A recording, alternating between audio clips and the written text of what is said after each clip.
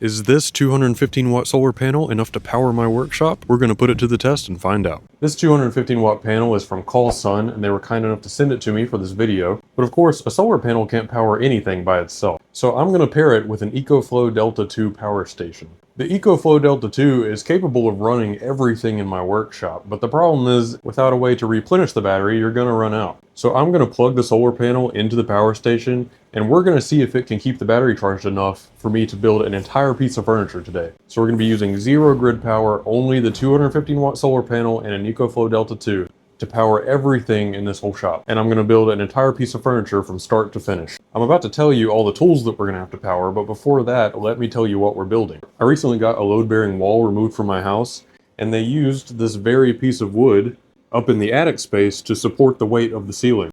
They had a couple of scrap pieces left over, and I asked if I could have one. So that's what this is. And I'm going to attempt to use this as a tabletop for an end table. Now let's talk about everything I'm going to have to power in here in order to make that happen. First of all, it's very cold outside. It's like 34 degrees. So I've got this diesel heater running. Although it does use diesel fuel, it also draws electricity as well. Don't ask me why, I'm not that smart. But it has to be plugged in to work. It's only drawing about 30 watts as we speak. Also, I need to be able to see, so I've got this overhead light running. It pulls about 100 watts continuously. If you take a closer look at this beam, you can see it's going to require a lot of sanding. So I'm going to be going to town with my cordless orbital sander, which means I'm going to have to be charging batteries continuously the whole time, so I always have one fresh and ready to go. Last but not least, in order to build the legs and the frame for this tabletop to sit on, I'm going to have to make cuts with the miter saw. This is going to be the biggest challenge because it draws a lot of power. I'm thinking like 1300 watts every time you turn it on. The good news is you only have to run a miter saw for a couple of seconds at a time to make your cut. So while it is drawing a ton of power, it's not pulling that power for very long. But if you're not careful, this thing will eat through your battery. So this is where the solar panel is going to really come in clutch. Okay, so I've had everything running in here for about 20 minutes and my battery is down to 90%. So let's go ahead and plug in the solar panel. Okay, and just like that, we're getting 149 watts in right now. It's only like 12 o'clock right now. The sun is not at its peak. It's not gonna peak until like 2 or 3 o'clock. But also, I put zero effort in the actual placement of this panel. I literally just sat it on a shelf outside. I did not optimize for the correct angle or the correct direction, although it is facing south. This is gonna be a great test for this panel because any panel will draw the maximum capacity if you angle it perfectly. This one is not angled perfectly at all. So we're going to see how much solar input we're able to get with a less than optimal placement. And as the sun moves, I expect us to keep climbing. You see we're already up to 155. That's going to keep going up. All right, so let's start building. I've got to measure and then cut everything on my miter saw, and then we're going to come back and see how much battery we have remaining.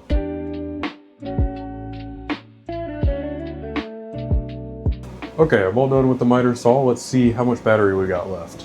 Okay, that only dropped us down to 88%. Our solar input has continued to climb. We're up to 182 now. Now I have to drill pilot holes in 8 of these boards and then sand them all down really good. So this is where our batteries charging is going to come into play.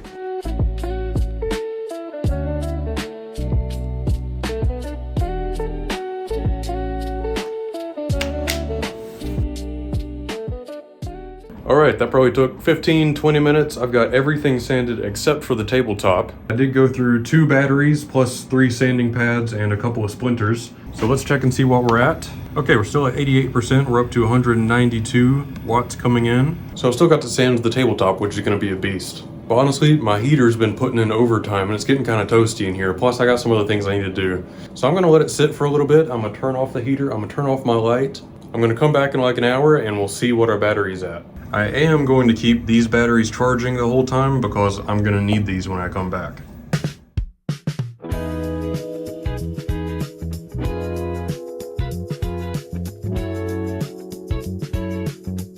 Okay, it's been about an hour. I'm back inside my workshop. It's time to find out how much battery we have. While I was inside, once these batteries got fully charged and there was zero output, this thing was charging really quickly. So as you can see, we got all the way up to 99%. It charged from 88 to 99% in about an hour, probably a little bit less. I did see it get up to around 200 watts. And again, My placement is not ideal, so the fact that we're getting 200 watts with this subpar placement is pretty good. Now you might be wondering why I chose this panel for my build when there are a million different solar panels that you can buy, but there's a couple of things about this panel that set it apart from the rest. So first of all, this is an N-type 16 bus bar panel, which basically just means it's really efficient. It's not going to let any of that solar power that it brings in go to waste. In fact, it claims to be over 25% efficient, which is as good as it gets. Also, it's bifacial, meaning it can receive sunlight from the front and the back due to this really transparent material they use. It also has this really cool anti-shading technology where it's split into 4 independent panels. So even if 1 or 2 panels are shaded, the other 2 are still fully operational. And lastly, it's going to be out here for a long time, so it is IP68 waterproof. It's already been completely covered in snow a couple of times and it's still perfectly fine. It's also got a layer of tempered glass over it.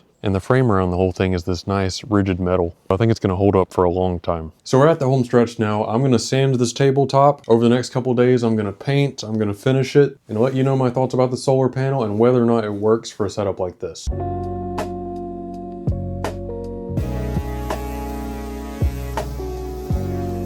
All right, I'm done sanding, and now comes a big test because I've got an inch of sawdust on everything in here. So my Ecoflow Delta 2 is gonna have to run a shop vac for probably 20-30 minutes straight while I suck up all of this sawdust.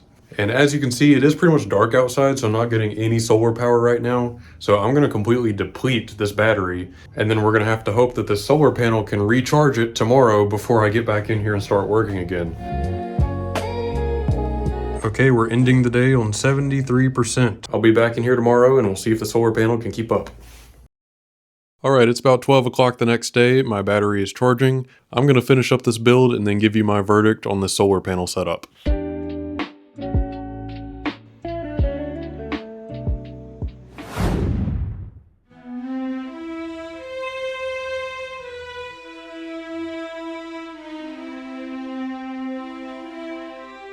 Yeah, so this was supposed to be like a big reveal. I was really looking forward to showing you the finished product, but unfortunately, all of my white paint is frozen.